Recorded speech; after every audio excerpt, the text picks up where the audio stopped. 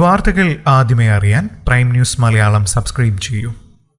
വിവാഹം ഏവരുടെയും ഒരു സ്വപ്നമാണ്. കുടുംബാംഗങ്ങളെല്ലാം ഒത്തുചേർന്ന് തീരുമാനങ്ങളെല്ലാം എടുത്ത് നടത്തുന്ന ഒരു മംഗളകർമ്മം. എന്നാൽ വിവാഹം സ്വന്തം ഉത്തരവാദിത്തമായി മാറിയ അനുഭവം പങ്കുവെച്ച് യുവതിയുടെ ഹൃദയസ്പർശിയായ കുറിപ്പ് ഇപ്പോൾ സോഷ്യൽ മീഡിയയിൽ വൈറലാവുകയാണ്. അമ്മയും ചെറിയച്ഛനും ബന്ധുക്കളും പിന്മാറിയതോടെ എല്ലാ ഉത്തരവാദിത്തങ്ങളും നിറവേറ്റി സ്വന്തം വിവാഹം നടത്തിയ അനുഭവമാണ് നീതു പോൾസൺ എന്ന യുവതി ഫേസ്ബുക്കിൽ കുറിച്ചത്. നീതു പോൾസന്റെ കുറിപ്പിങ്ങനെ: കല്യാണത്തിന് പൈസയൊന്നും തരില്ല, വേണമെങ്കിൽ ഒരാളായി കൂടെ നിൽക്കാമെന്ന് പറഞ്ഞ് ചെറിയച്ഛനും കൂടെ അമ്മയും പിന്മാറിയപ്പോൾ സ്വന്തം വിവാഹം എന്നത് എന്റെ മാത്രം ഉത്തരവാദിത്തമായി മാറി. എനിക്ക് മുൻപിൽ രണ്ട് ഓപ്ഷൻ ഉണ്ടായിരുന്നു. ഒന്നുകിൽ വിവാഹം, ഇതൊന്നുമല്ലാതെ ലിവിംഗ് ടുഗദർ ജീവിതം. ലിവിംഗ് ടുഗദറിൽ വിശ്വാസമില്ലാത്തതുകൊണ്ടും അമ്പലത്തിലോ മറ്റോ വിവാഹം നടത്തണമെന്ന ആഗ്രഹമുള്ളതുകൊണ്ടും ഞാൻ ആദ്യത്തെ ഓപ്ഷൻ തെരഞ്ഞെടുത്തു. ഒരു ചെറിയ മാലയും ജിമിക്കി കമ്മലും മോതിരവും വളയും പിന്നെ ബാങ്കിലുള്ള കുറച്ച് രൂപയുമായിരുന്നു എന്റെ ആകെ സമ്പാദ്യം. വനിതാ മാഗസീനിൽ വെഡ്ഡിംഗ് പ്ലാനുകൾ എന്നൊരു പങ്ക്തി ആയിടയ്ക്ക് വന്നിരുന്നു. ലക്ഷങ്ങളും കോടികളും പൊടിപൊടിക്കുന്ന കല്യാണങ്ങളെക്കുറിച്ചായിരുന്നു ആ ലേഖനമെങ്കിലും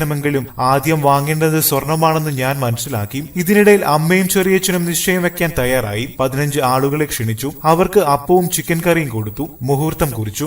നിശ്ചയത്തിനിടാൻ മുണ്ടും നേരിയതുമാണ് ഞാൻ തിരഞ്ഞെടുത്തത്. വില കുറവായിരുന്നു അതിന്റെ പ്രത്യേകത.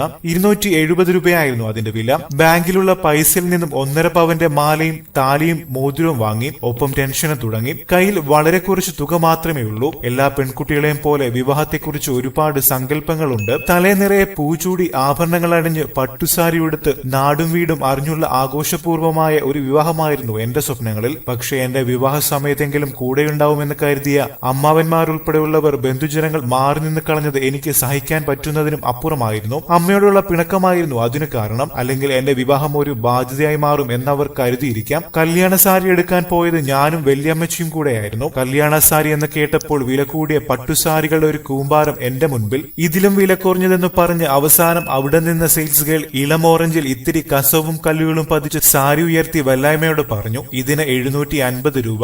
ഇതിലും കുറഞ്ഞത് ഇവിടെ ഇല്ല ചേച്ചി. ഞാൻ ആ സാരി തന്നെ തിരഞ്ഞെടുത്തു. അതിന്റെ ഭംഗിയോ വിലയോ എനിക്കൊരു പ്രശ്നമല്ലായിരുന്നു. കല്യാണത്തിന് ഉടുക്കാൻ ഒരു സാരി, അത്രമാത്രം. തലേനിറയെ പൂവെച്ച് സാരി ഉടുത്ത് ഞാനും ഒരു കല്യാണ പെണ്ണായി. എന്നെ സംബന്ധിച്ചിടത്തോളം അതെന്റെ സ്വപ്ന സാക്ഷാത്കാരമായിരുന്നു. എന്റെ അഭിമാന മുഹൂർത്തമായിരുന്നു. പ്രൗഡ് ഓഫ് നീതു എന്ന അഹങ്കാരത്തോടെ 1000 വട്ടം പറഞ്ഞ നിമിഷമായിരുന്നു. അമ്പലത്തിൽ വെച്ചായിരുന്നു കല്യാണം. വണ്ടിക്കാശ് 2500 രൂപയായിരുന്നു. 12 പേരാണ് വിവാഹത്തിൽ പങ്കെടുത്തത്. അതുകൊണ്ട് ഭക്ഷണ ചിലവ് 650 രൂപയിൽ ഒതുങ്ങി. ചെക്കന്റെ വീട്ടിൽ കയറുമ്പോൾ നിലവിളക്ക് വേണമല്ലോ, അതുകൊണ്ട് 175 രൂപയുടെ വിളക്കും വാങ്ങി. എല്ലാം കഴിഞ്ഞ് കയ്യിൽ മിച്ചമുണ്ടായിരുന്നത് 500 രൂപയും. ഇന്ന് ബന്ധുക്കളുമായി അത്ര രസത്തിലല്ല എന്ന് പറയുമ്പോൾ ഓടിപ്പോയാണോ കെട്ടിയെന്ന് ചോദിച്ച് കഴുത്തിലെ താലി പിടിച്ചു നോക്കി ഒറിജിനലാണോ എന്ന് ചോദിച്ചവരുണ്ട്. അവരോടൊന്നും മറുപടി പറയാൻ മെനക്കെടാറില്ല എന്നതാണ് നേരം. കൂട്ടുകാരുടെ കല്യാണ ഫോട്ടോയൊക്കെ കാണുമ്പോൾ ഒരു 1000 രൂപ ഇല്ലാത്തോണ്ട് ഫോട്ടോ എടുക്കാതെ പോയ എന്റെ കല്യാണത്തെക്കുറിച്ച് ഞാൻ ഓർക്കാറുണ്ട്. വിഷമം തോന്നുമെങ്കിലും ഇത്രയൊക്കെ സാധിച്ചല്ലോ എന്ന സമാധാനമാണ് തോന്നാറ്.